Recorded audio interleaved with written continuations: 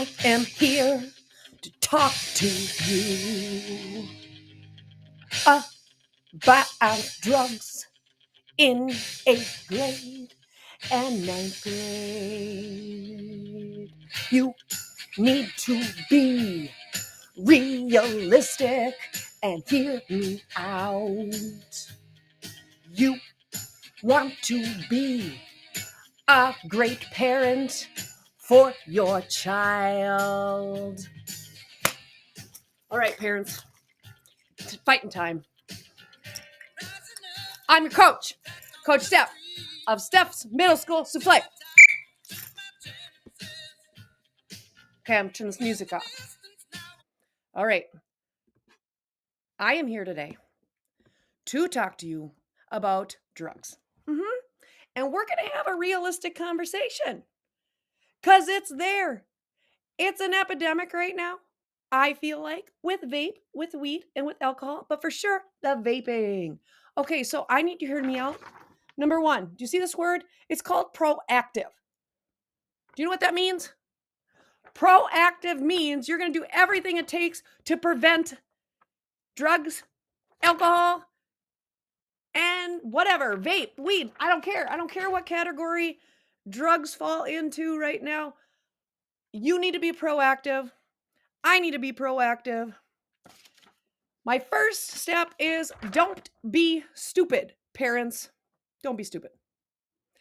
If you prefer a positive way, be smart. I prefer don't be stupid. I'm just that type of person. Here's what we're doing as a group. My child would never do that. Don't you accuse my child of that. Oh, my poor child. No. They told me they weren't involved in that.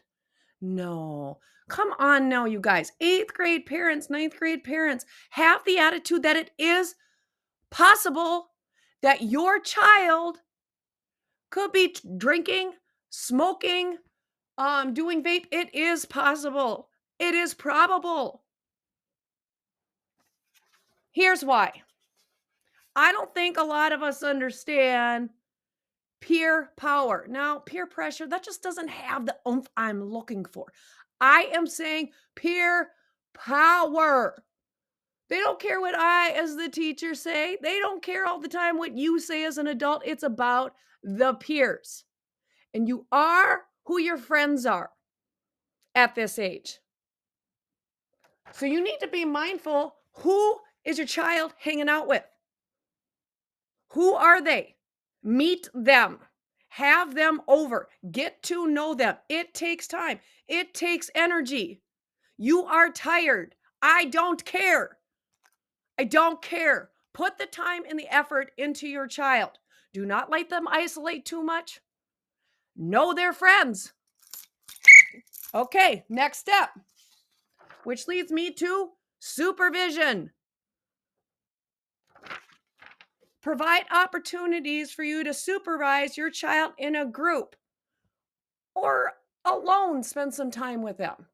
Doesn't mean you have to hover. There's a balance, but some of us are going so over to the opposite side where we don't know their friends. We don't know the reality of what they're doing. Or the kids off in their room or somewhere isolated and we're just letting them explore themselves and always have privacy. Not smart. You need a balance. You need a balance. Okay, now 4, educate yourself on vape, weed, and fentanyl. I am an 8th grade teacher in Minneapolis, but this problem is just not in Minneapolis. I smell weed a lot in my neighborhood. Sometimes at school, in my neighborhood at school. I know the smell of vape. It smells like strawberries and fart mixed together. Yeah, so if your child just happens to smell a little differently and they say it's lotion, you're like, no, something's off. It could be that they're vaping. It could be very probable. All right. So again, educate yourself on that. And if you're a parent, they're like, kids will be kids. They're gonna try stuff. Yeah, they will. You are right. They're going to explore.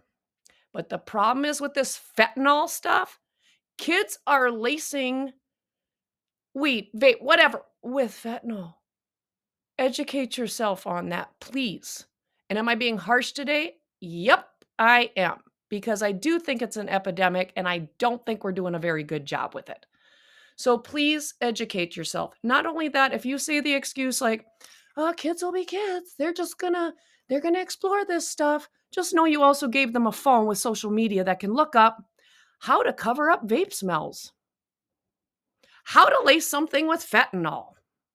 Where do I buy weed? Okay, so they have access to all these Google responses, answers, questions, all this information. Gave them phones. They're lacing it with this kind of stuff. They're getting away with it because they're finding out the secrets and they tell each other. All right. So, what did I do? Let's review. Teacher, don't be stupid. Just remember your child could do this. My child too. I don't put it past Silas to not do some of this stuff. And he has already gotten into trouble. And I had to have massive consequences for him. So no, I'm not perfect as a mom. But I'm not this. Number 2, understand peer power. Know the friends. Know the friends. And that's why they sometimes fall into this stuff because they want to be accepted. It's all about belonging at this age. They want to belong to a group. They like status. So just because you lecture them doesn't mean anything all the time. They're not going to hear you. Supervise. Supervise. Educate yourself. So what happens? Okay, so let's just say my child is doing these things because it is possible. It is possible at 8th, 9th, and 10th grade. It's possible. Number 1, listen to the school. Don't be mean to them. Why are you accusing my son of blah, blah, blah? Why are you accusing my daughter? It's hard for us as teachers to make that decision. I made a wrong one the other day. Sometimes I'm not quite sure if kids are vaping in the bathroom or not. I'm not. I think they are, but I also have to teach 35 kids, 30 kids in the classroom. And the show must go on. So I take time sometimes to accuse someone and go through the drama of this? Sometimes I do, and sometimes I'm just not sure. It's hard to make an accusation, but when it happens, when that school calls you, you need to take it seriously. Please. And listen to the school. Listen to the school. They could offer you support. They could offer you help if this is the case. And it also sends you a message that your child is hanging out, possibly with the wrong group of kids. And they need help too. They need love also. This, no affect. This is how I usually can tell when I make a call to the office. Typical teenager is moody, right? And I can see moods in the eye rolls. Ugh. One-word responses are normal, like, yeah, whatever. Whatever. Go away. I ain't doing that. Okay, at least did you see my expressions on my face? I'm expressive with attitude and tone. But when I see a child, if you see your child kind of like, whatever.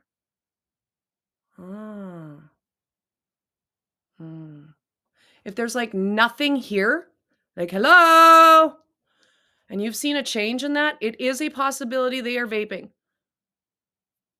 or they're smoking weed. That's how I know in a classroom. Not only can their eyes be bloodshot, sometimes their eyes aren't bloodshot and I can't tell, but it's like they went from having like a spark, they're attentive, or they're moody, but they show me they're moody, or they just, yeah. But when the kid is just like flat, when they are flat over time, that's when I make that call like something's off, something is not right. And I make that call to my dean, my counselors, the school nurses, and then they get a hold of the parents, or and then we go that way as a teacher. But watch for that at home. And by the way, there's no privacy when you think your child is vaping, smoking weed, and drinking. There's no privacy. You get in there and you search their bedroom at this age. Again, you are doing this out of love. Love. Okay. Please, please invade their privacy if you suspect that that is happening. Because if you don't, if you are passive, you're going to have a lot of trouble down the road. You are going to be the one impacted as a parent down the road. You are going to be hurting really bad. All right, that's your lesson today. Get in there. Let's do this.